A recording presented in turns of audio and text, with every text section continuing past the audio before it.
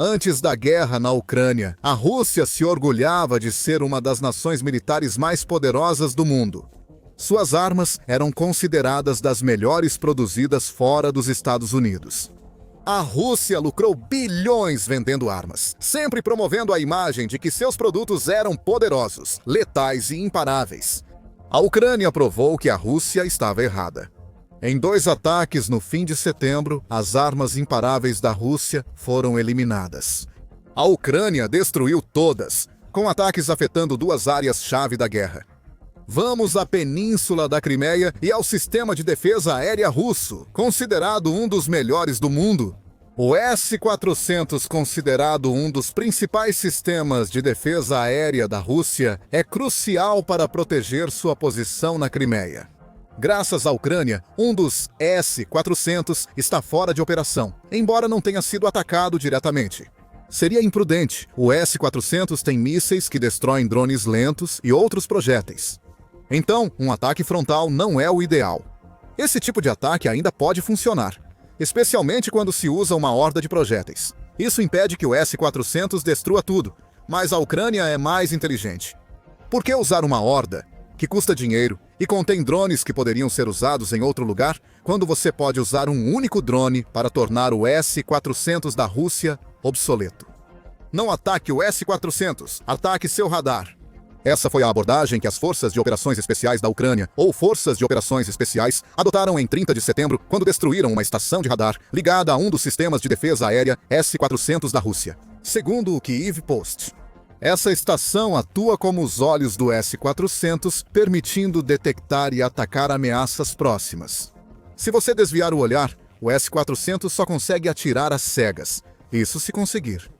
Na defesa aérea, onde a precisão é crucial contra alvos velozes, a Rússia evita disparar às cegas seus caros mísseis S-400. O ataque inteligente e preciso da Ucrânia acabou de eliminar toda a capacidade de combate de um S-400 sem que a Ucrânia precisasse sacrificar drones em um ataque frontal. O Forças de Operações Especiais está muito satisfeito em comentar. Pelo Telegram, anunciou o mais recente ataque da Ucrânia. Na noite de 30 de setembro, Forças de Operações Especiais atacaram a estação de radar do sistema de mísseis S-400 Triumph. O ataque da Ucrânia trouxe ironia e simbolismo, segundo o Forças de Operações Especiais. É simbólico que o caro sistema de defesa aérea inimigo, feito para combater Vantes, tenha sido neutralizado por drones de ataque das Forças de Operações Especiais, afirmam as Forças de Operações Especiais no Telegram. A estação de radar é os olhos do S-400 Triumph. Sem observação e orientação, o sistema perde a capacidade de combate. A Ucrânia desativou um S-400 usando justamente a arma que ele deveria combater. Fora essa declaração, o Forças de Operações Especiais não deu mais detalhes. Sem fotos ou vídeos do ataque, não é possível saber onde na Crimeia a Ucrânia destruiu a estação de radar S-400. Há algumas pistas após o ataque do Forças de Operações Especiais.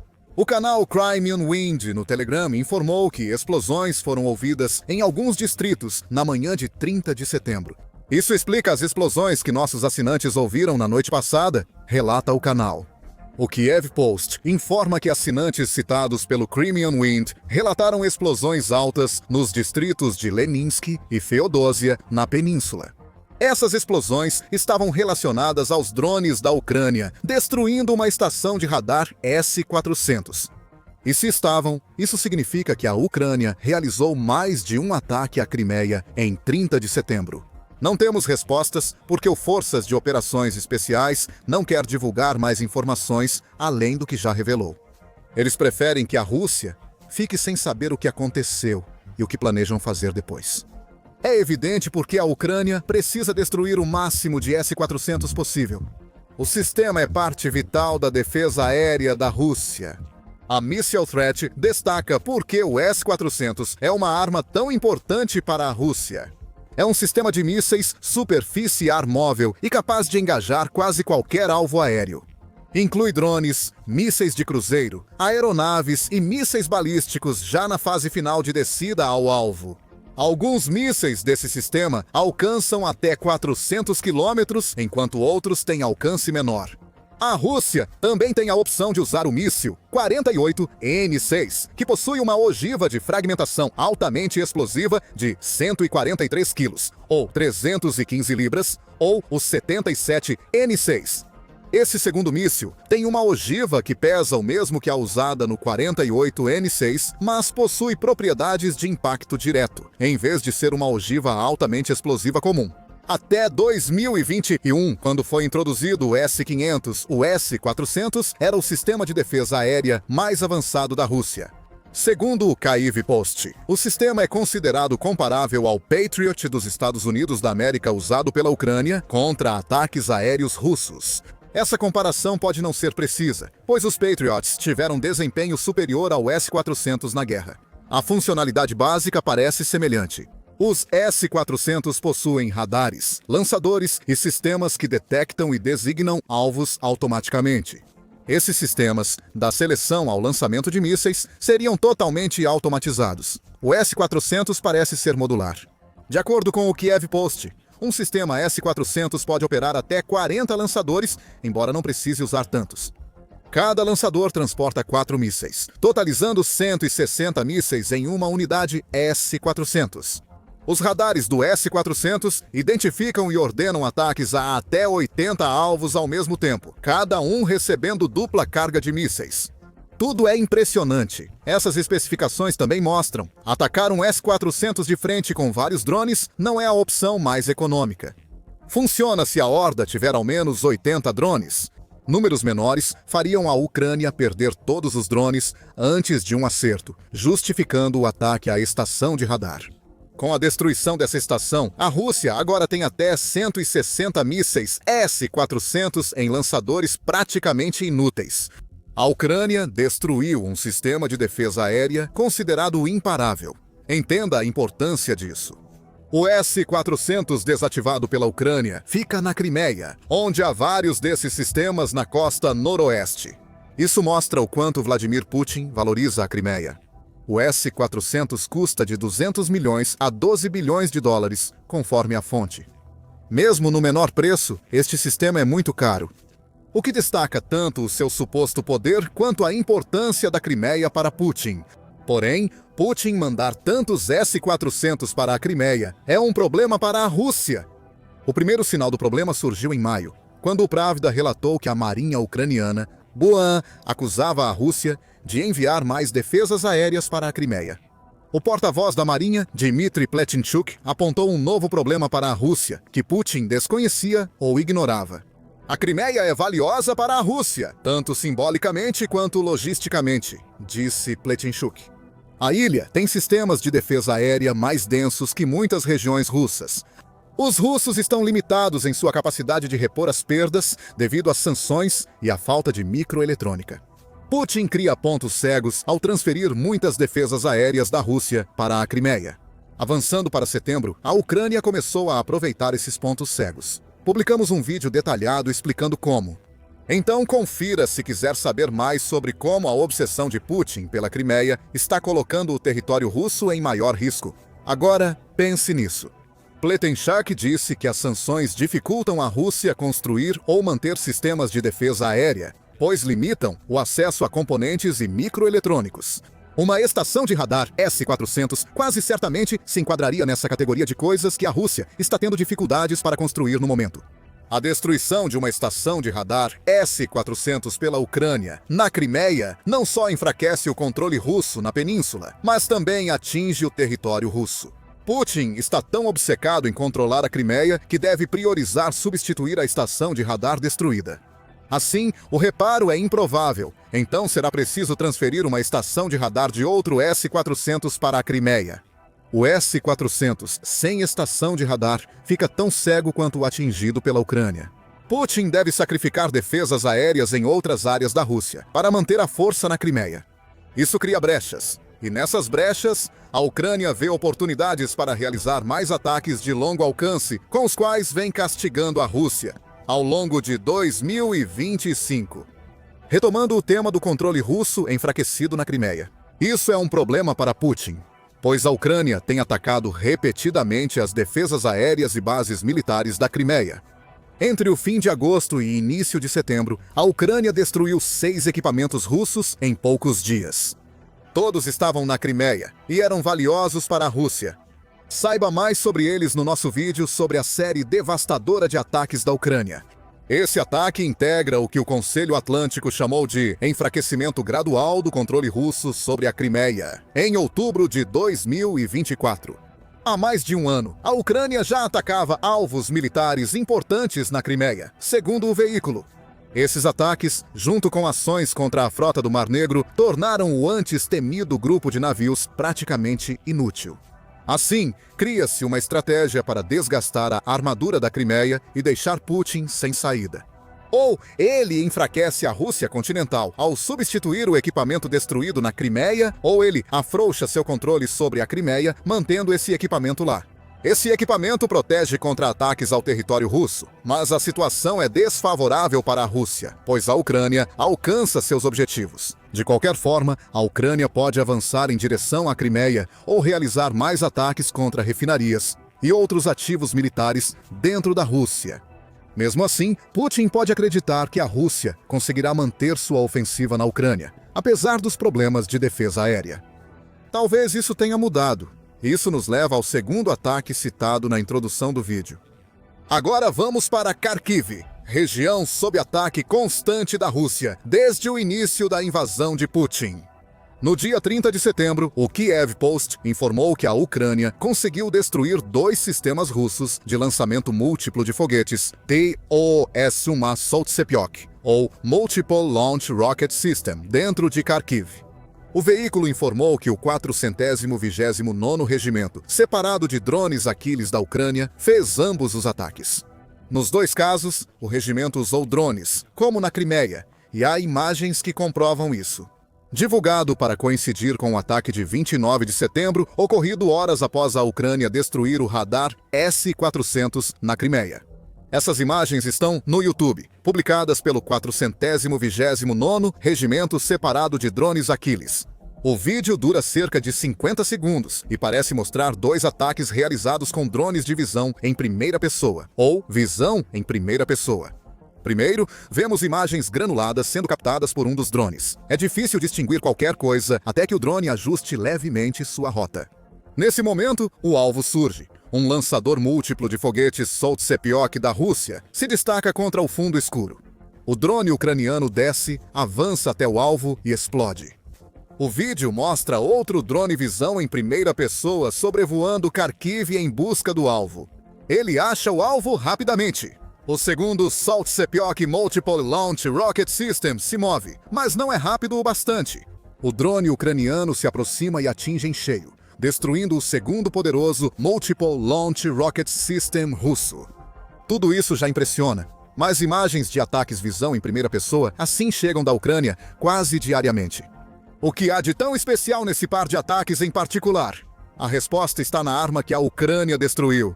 O Soltsepiok Multiple Launch Rocket System, avaliado em 15 milhões de dólares, é considerado uma arma lendária na Rússia, segundo o Kiev Post. E também é um Multiple Launch Rocket System, que pode lançar foguetes termobáricos, entre as munições convencionais mais devastadoras do arsenal russo. Explicaremos por que restringir o uso desses foguetes pela Rússia é uma grande vitória. Primeiro, vamos explorar o Multiple Launch Rocket System Soltsepiok com um pouco mais de detalhes. Segundo o Army Recognition, o Multiple Launch Rocket System Soltsepiok é conhecido como lança-chamas pesado, não como lançador de foguetes convencional. Ele é móvel graças ao fato de estar instalado no chassi de um tanque T-72 e foi projetado para oferecer apoio de fogo à infantaria de assalto e aos regimentos de tanques. O principal destaque é o lançador em bloco, capaz de levar até 24 tubos guiados de 220 milímetros. Isso permite que ele dispare uma verdadeira enxurrada de foguetes e mísseis não guiados contra um alvo, operado por uma tripulação de 3 pessoas. O Soltsepiok Multiple Launch Rocket System alcança até 60 km/h, 372 mph, e tem 550 km, 341 milhas. Essa mobilidade permite que a Rússia posicione seu Multiple Launch Rocket System para atacar e, após a missão, o mova para outro alvo. No entanto, não é uma arma perfeita. Apesar de ser considerado lendário, o Multiple Launch Rocket System Salt Sepiok possui várias fraquezas, segundo o Kiev Post. A ausência de blindagem é um dos problemas. O armamento é um Multiple Launch Rocket System, montado sobre um chassi de tanque, tornando-o vulnerável às mesmas armas que têm destruído tanques russos na invasão. Mísseis antitanque e lançadores de granadas são grandes ameaças ao Multiple Launch Rocket System Salt Sepiok. Além disso, como já vimos, drones podem atacar o Multiple Launch Rocket System sem que ele consiga fazer nada a respeito. Como poderia? Se o Multiple Launch Rocket System Salt Sepiok tentar atirar foguetes nos drones ucranianos, há pouca chance de um acerto direto, mesmo se conseguir. A Rússia não quer isso com tropas russas próximas. Por quê?